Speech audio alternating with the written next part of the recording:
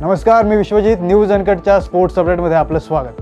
जाणून घेऊयात क्रीडा विश्वातील काही महत्त्वाच्या घडामोडी.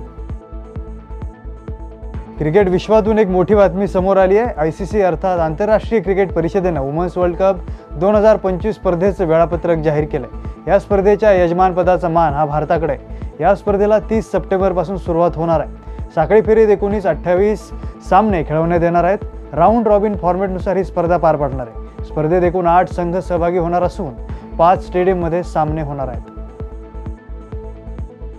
IPLच्या 18व्या हंगामात आज शेवटचा आणि सर्वात महत्त्वाचा सामना रंगणार आहे.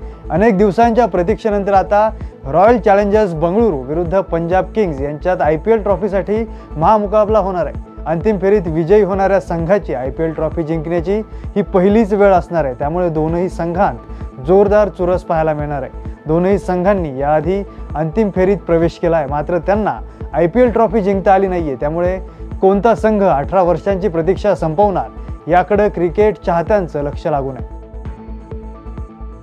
आंतरराष्ट्रीय क्रिकेटमध्ये गेल्या काही दिवसांमध्ये अनेक खेळाडूंनी निवृत्ती जाहीर केली आहे. टीम इंडियाचा कर्णधार रोहित शर्मा आणि विराट कोहली या दोघांनी कसोटी क्रिकेटला रामराम केला आणि आता ऑस्ट्रेलियाचा स्टार ऑलराऊंडर ग्लेन मॅक्सवेल याने एकदिवसीय क्रिकेटमधून निवृत्ती जाहीर केली.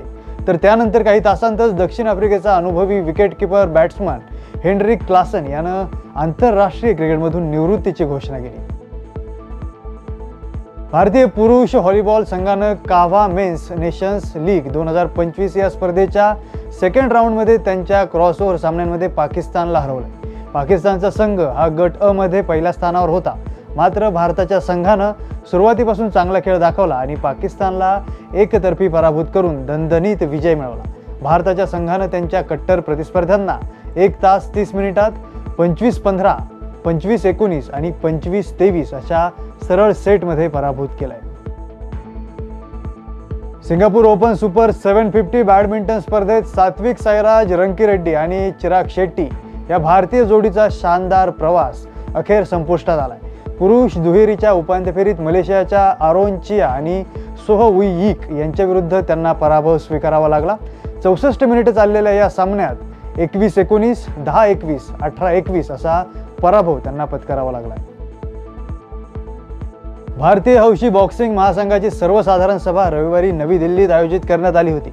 या महत्त्वाच्या बैठकीत देशभरातील 27 राज्य, 6 केंद्रशासित प्रदेश आणि 5 क्रीडा मंडळांचे प्रतिनिधी सहभागी झाले होते. यावेळी झालेल्या निवडणुकीत डॉक्टर राकेश मिश्रा यांची फेडरेशनचे नवे अध्यक्ष म्हणून एकमताने निवड करण्यात आली. त्यांचा कार्यकाळ 2029 पर्यंत असणार आहे.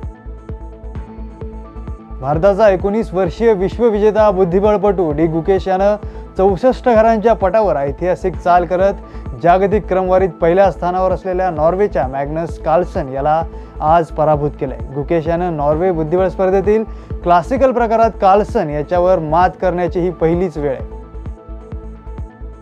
भारताचा दिग्गज कबड्डीपटू प्रदीप नरवालनेही निवृत्तीची घोषणा केली.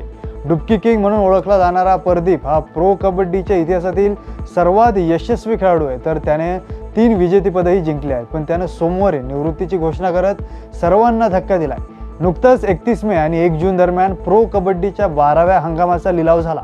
या लिलावात प्रदीप नरवाल अनसोल्ड राहिल्यानं सर्वांना धक्का बसला होता. यानंतर त्याने सोमवारी कबड्डीमधून निवृत्ती घेत सर्वांना चकित केलंय.